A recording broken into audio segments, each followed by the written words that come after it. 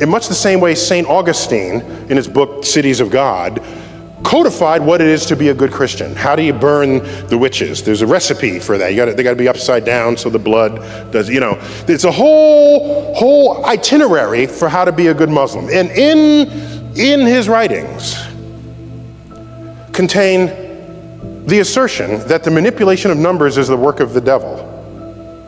2, actions that you see in nature are the will of Allah. Well, if you drop a stone and it falls, Allah willed that. If that's your explanation, your curiosity stops.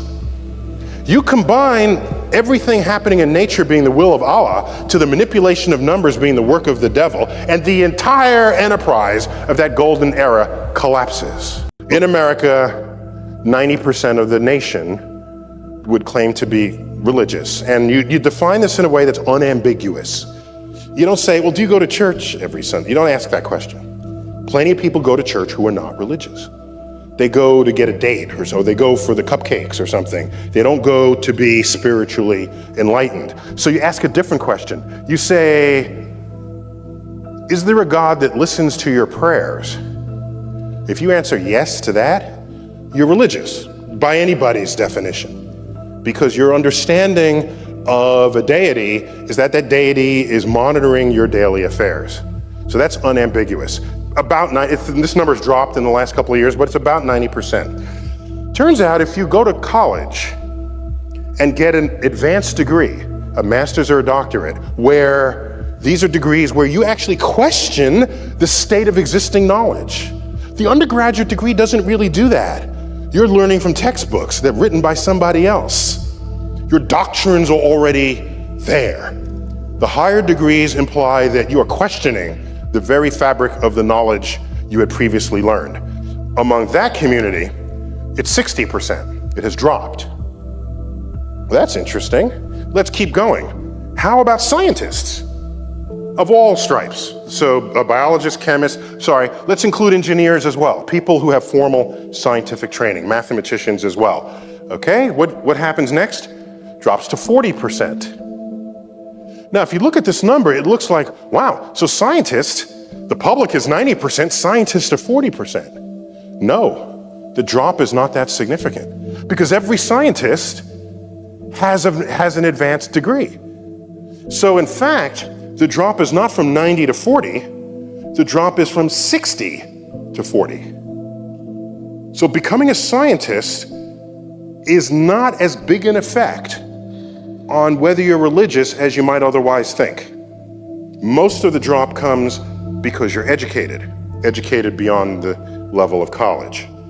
So that's 40%. So now you go to elite scientists, members of the National Academy, highly accomplished subset among scientists, the number drops to 7%. There was a headline in Nature, the British journal Nature, which said after this study was released, 93% of elite scientists reject God. So that was supposed to be a shocking headline. And I look at that and I said, that's not even interesting. That was the trend line anyway. What's more interesting, which was not the headline, is that 7% of elite scientists pray to a God. Isn't that a more interesting fact to you? Isn't that kind of interesting? The most accomplished scientists in the world in that community, 7% of them still pray to a personal God. I think that is deserving of more study than the 93% who don't. Because something's going on there. We don't know what. And I have confronted people on this. I would say to the most sort of vociferous in the atheist community, I would say, you're beating the public over the head, telling them, why are you doing it? And I'm thinking, before you beat the public, why don't you beat them over the head, okay? No, I'm just saying, if you're gonna rank, you understand that first, because if you can't convert that 7%, you've got no hope in the general public. That's all I'm saying. This is among the ranks of the scientifically educated. Now, philosophers basically invented atheism. And if you do this, if you check the statistic for philosophers, it's below 1%. There are no the only religious philosophers there are, they're like theologian philosophers, all right? If you subtract the theologic philosophers, this number is essentially zero, all right? So they're basically birthed atheism, the philosophers. And there's this talk, I don't know here in Australia, what does the Bible in the public school class or not? No, is it by law or is it just by tradition? Is it by law? Okay, so in America there's this understanding that the state and the church are separate. And by and large, that's been honored by and large, for most of the history of the country, by and large. And what's interesting about America, a point that was a little bit alluded to earlier today, is that it was founded on the principle that the state has no religion. The state is indifferent to what religion you might have. So that means there's no authority over you that's going to tell you who and what to worship. And that's a state that we all take for granted, but so many places in the world that is not true. Well, there's a case in New Jersey where a middle school kid was lectured to by the history teacher in a public school, and the history teacher said, if you don't accept Jesus as your Lord and Savior, you are going to hell. There's a little Muslim girl there, said you are already damned to hell. First point. Second, that Noah had dinosaurs on his ark. Third point he made is that Big Bang and evolution are just theories and you can take them or leave them. So, I don't, like I said, I don't get into these. I just don't. We got people who do this. We've got the four horsemen. We got our boy here who's coming up after. We got people who fight this stuff. I'm not one of those, really. I'm doing this because, like, I know you're all, this is the bone I'm throwing you, but I don't do this. So, but then I thought about it and I said, I have an op-ed, a letter to the editor on this that I can write. And I left out the part about Jesus. I left that out. Because if that's how he feels, he wants you to be Christian, that's okay, fine. I left that out.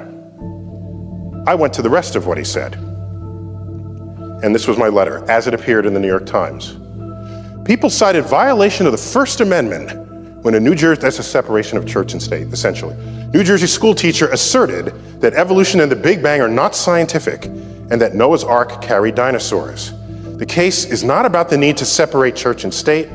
It's about the need to separate ignorant, scientifically illiterate people from the ranks of teachers. That's the problem.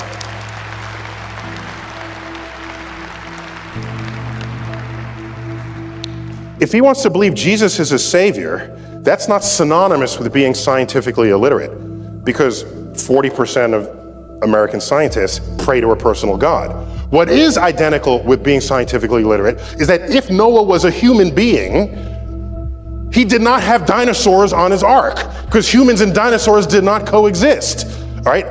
Every one of those scientists knows that, even the 40% who pray to God. So this is how I've sort of split the kingdom there.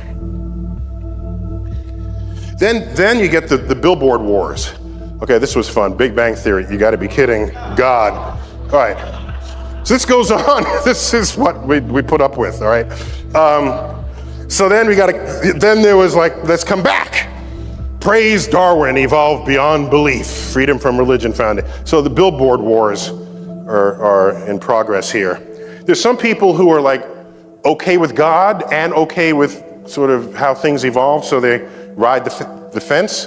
So here's a bumper sticker: the Big Bang Theory, God spoke and bang, it happened, So they're excited about both God and the Big Bang.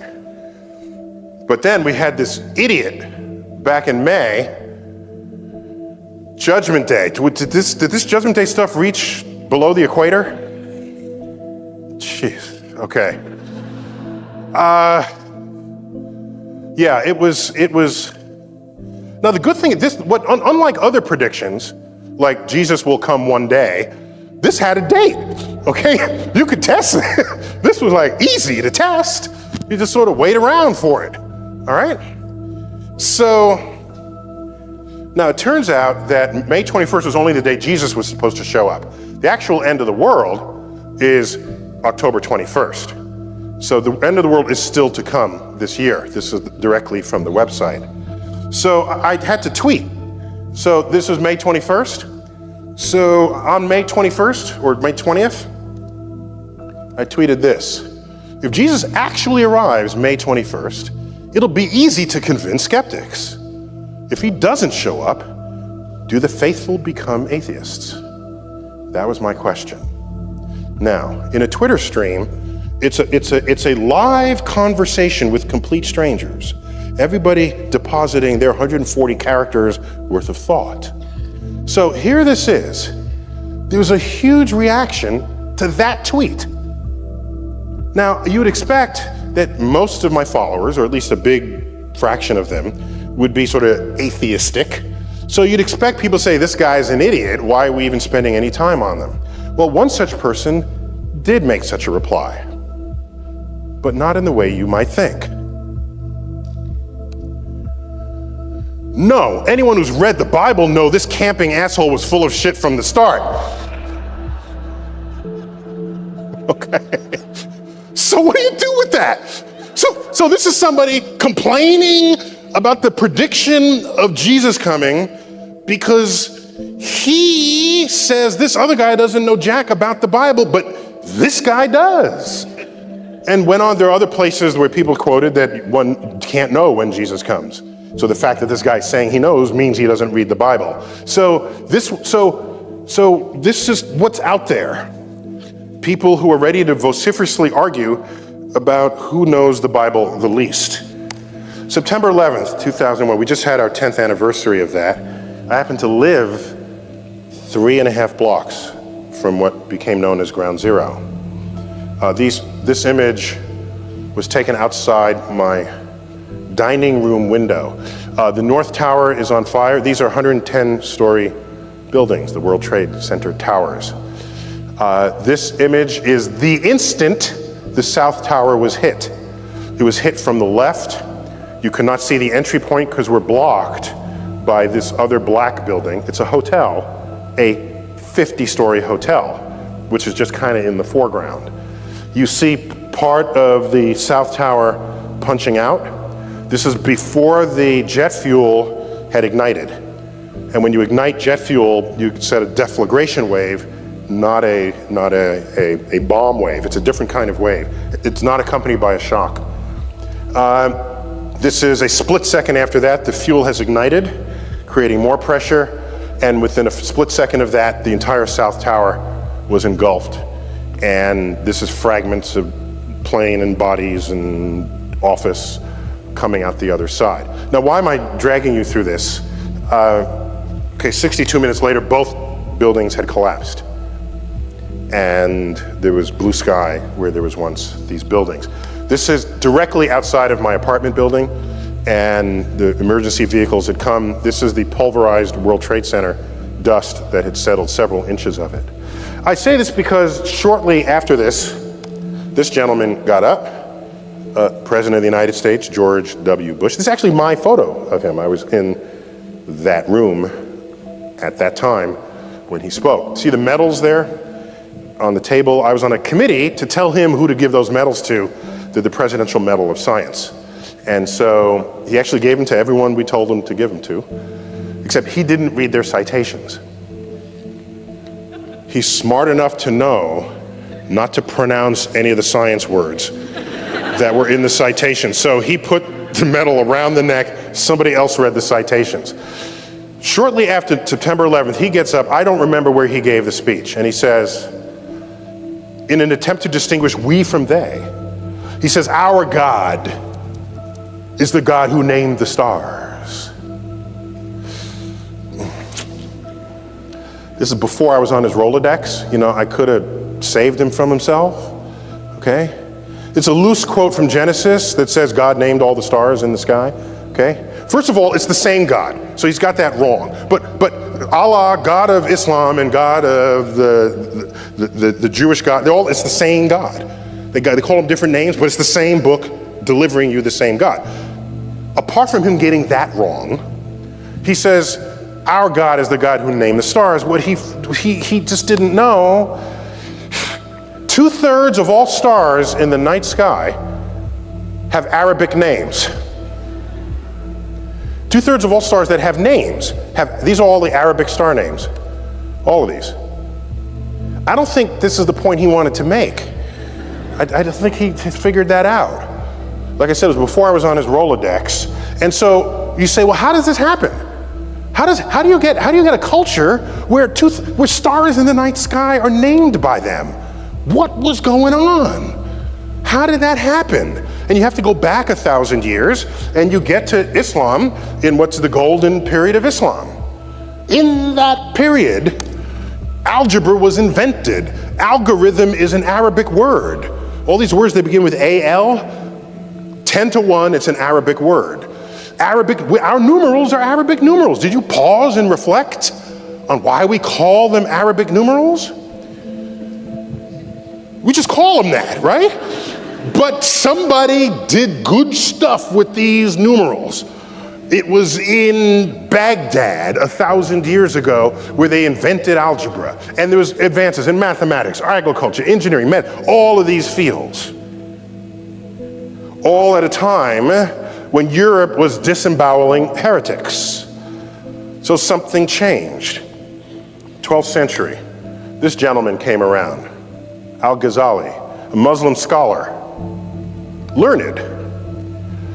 At this point, Islam is maybe just a few hundred years old. People are reading the Quran and interpreting it however they sort of want to and feel like it.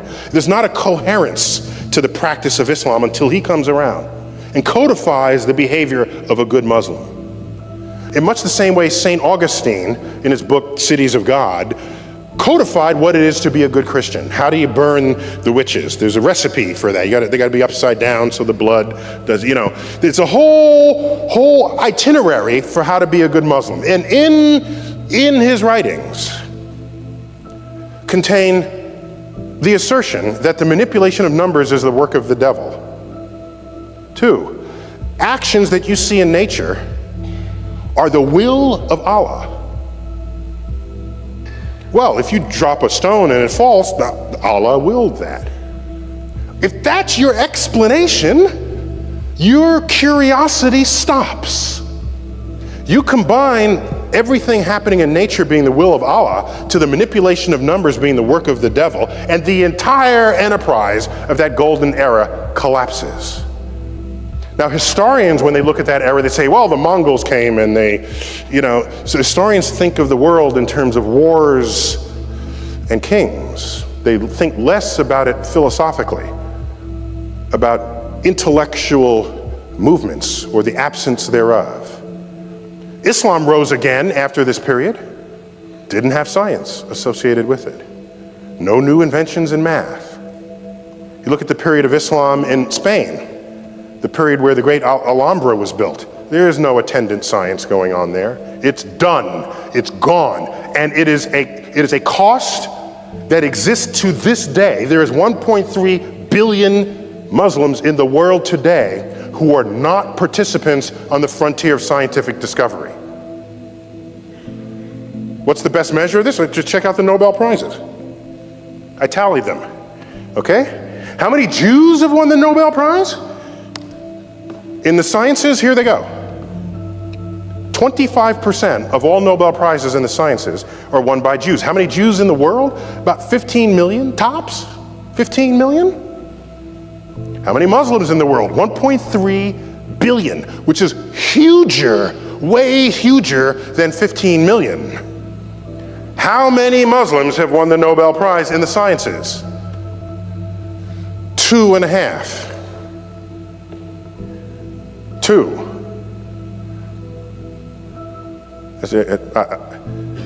I can't bring myself to call economics a science. I'm sorry. I just can't. I've tried. I've really tried. I'm sorry. That's how many. And the physics one was a Pakistani physicist, not a Middle Eastern physicist. So, Jews have 50 times the number of Nobel Prizes. They're 1/80th of the population of the Muslims. Has 4,000 times the impact. I lose sleep every night wondering how many secrets of the universe lay undiscovered because 1/6th of the population of the world is not a participant on the exploration frontier. What thoughts have gone undreamt of?